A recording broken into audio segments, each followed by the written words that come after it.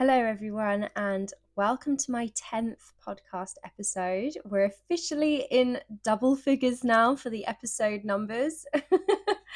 um, I am super excited for this episode because I will be having my very first guest on here, which I cannot wait for. I'm so excited.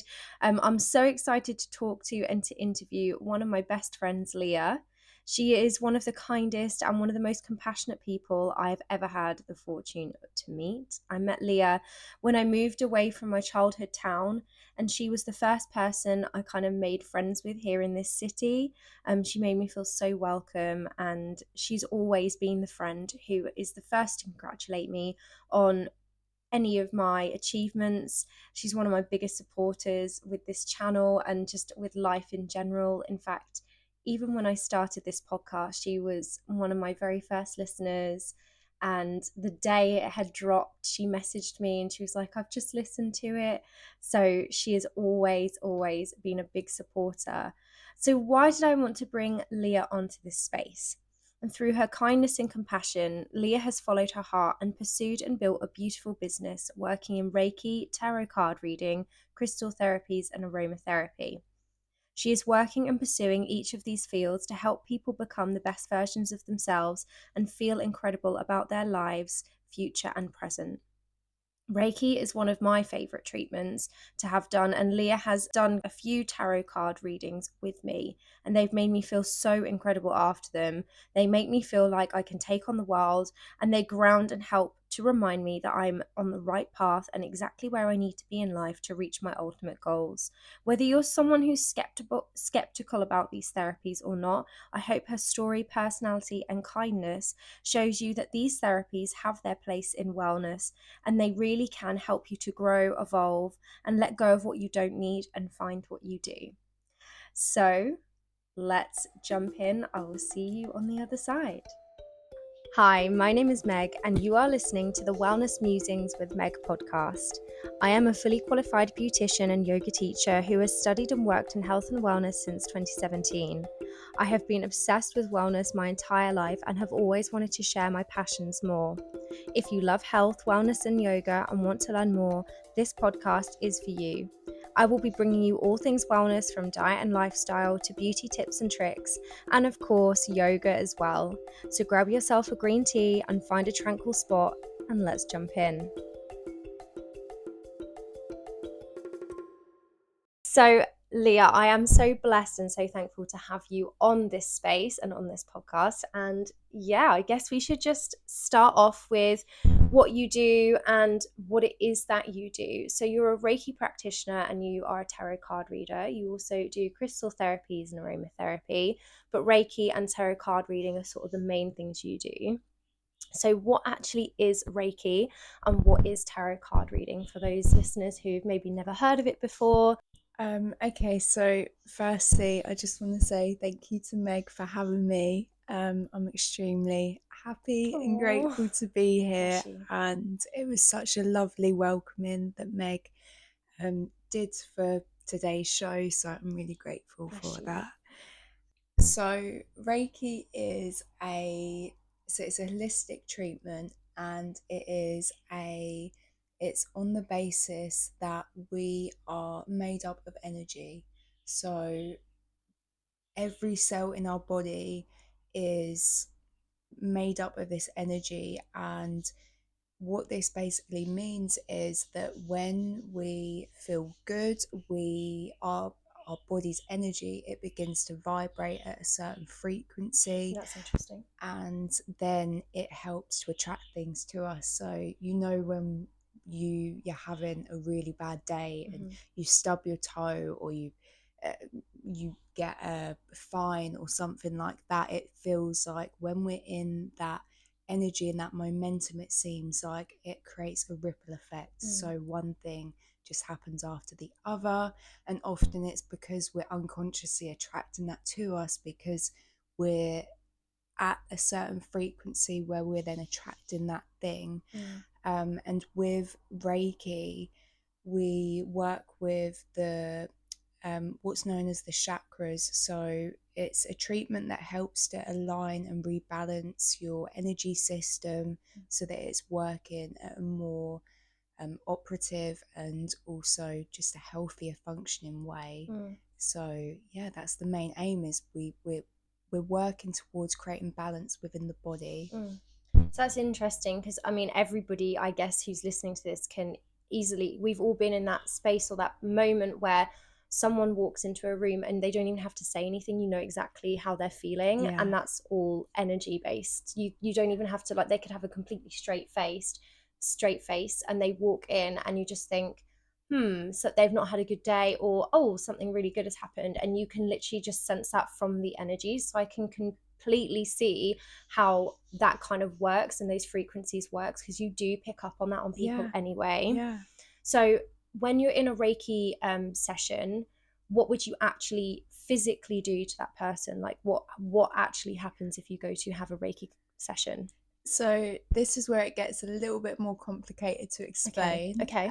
especially to people or to anyone that hasn't ever had a treatment like this before, Okay. because it's on the basis that, so you don't actually touch the person during a Reiki session, which that in itself is a bit, yeah, people are going to be mind blown by that. But you Yeah. do have a like a I remember reading somewhere that you have, like, is it 8 layers of energy fields around you? So Yes. I guess how close you are manipulates, changes, and kind of works with each of those energy fields to manipulate the frequencies. Yeah, Look yeah. at And that. and that's the thing, like, we're so much more than just what we see. So our bodies are so much more expansive than just what we initially see, because like you were saying, we do have this auric field around us that when we're in others' space, we pick up on different things. Like you were saying, when someone comes into the room and you feel their energy, that's because you're picking up on not just their body, but they're also the energy they're emitting. And we emit this energy, and we're kind of like conductors. Yes. That's so So true. That's so yeah. true. And quantum physics is now actually starting to catch up with this, and is Yeah. picking up on this, and is proving that this is actually correct, which is insane. Because I know a lot of people hear Reiki and hear, oh, you don't actually touch the person. Where's the science behind it? It's fascinating with things like Reiki. I can't remember when it came. It was from China, I think, isn't it? It was from Japan. Was it initially, Japan? so very Yeah, I close. remember years ago reading a book, and there was a man who fell down a flight of steps. Is that the original person? And he used Reiki to heal himself, or have I got that completely wrong?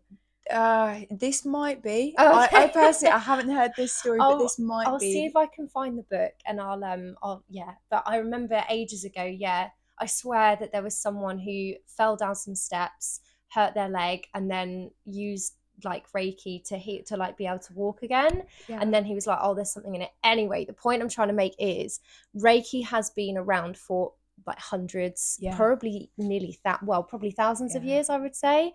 So it's amazing that these treatments and these therapies, yes, there might not always be the science behind them, but there's a reason they've been there for such a long time, and it's because they do work, and there is like method in their madness, I say with like quotations, because if something doesn't work, people just won't do it, and it's stuck around for such a long time. Call it placebo effect, call it whatever, it does work. And there have been so many cases where it works, otherwise people just wouldn't keep doing it.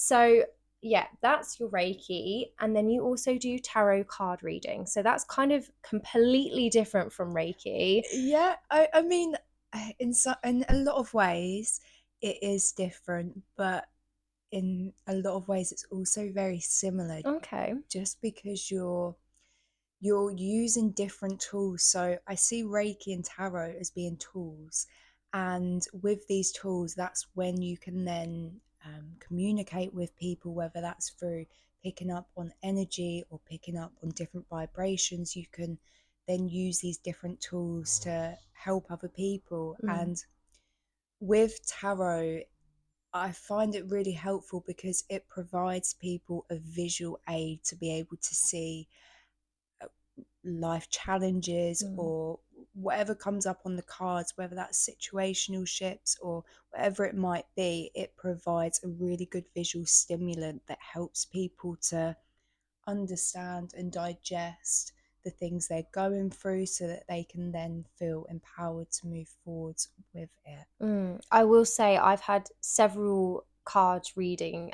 So for those who don't know what tarot card reading is you've got angel cards and tarot cards, right? Yeah. And basically the reader will pick out cards, and based on, or you pick them out, don't you? And they kind of jump out.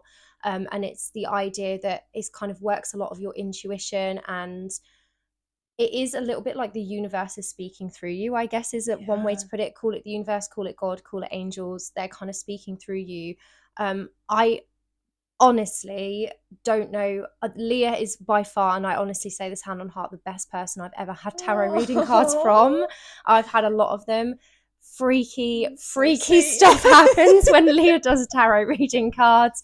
I know that she knows me very well, but there will be things I don't tell her, and we'll go like maybe 2 or 3 weeks without talking to each other. Not like out of falling out or anything, but just like life gets in the way. And then I'll have a tarot card reading with her, and it is so freaky what she picks up, what comes out, and I sit there and I'm like, how do you know this? So tarot card reading, I think for a lot of people is probably more the one that they go, nah, I'm not buying it. It's like almost like borderline clairvoyancy, isn't it? Yeah. And then, but that, I mean, I've bear witness to the insanity that comes from a tarot card reading session. Honestly, I sit there and I'm like mind blown, and I've written everything down so that I know that, not that I ever would think that you would like, because you know when people go, oh yeah, clairvoyancy, oh I'm getting the letter P, no, not P, D, like until they get the one that resonates. That does not happen. That is not the case at all. I'll sit there and you just like, a card will come out and be like, oh, this card means this, this, and this. And I'm like, what? That's exactly what's happening in my life. Like travel was one of them, wasn't it? I'd never traveled. And then I all of a sudden went to travel, and I all of a sudden went to travel, and literally, like, what was it, a week before, and you didn't even know that was what I was about to do, and it came up. So yeah, it 100%, there's definitely method in the tarots. It still shocks me as well, because sometimes I'll be reading for myself or I'll be reading for someone else, and I'll say something and then a card will come out to confirm literally exactly what I've just said. And to me, that feeling will never Clarification. yeah, it will never not be a surprise to me, because it's always like I always get really excited when that comes out. It's like, Oh, yeah. it's lovely. It is really like humbling. And I think if you're in a place where you're not quite sure if you're on the right path or if you're heading in the right direction, I certainly find that tarot card reading, like for example, with this channel, I have put so much into it, and it's been like a year of basically posting and making videos for free, and I'm not getting paid for it.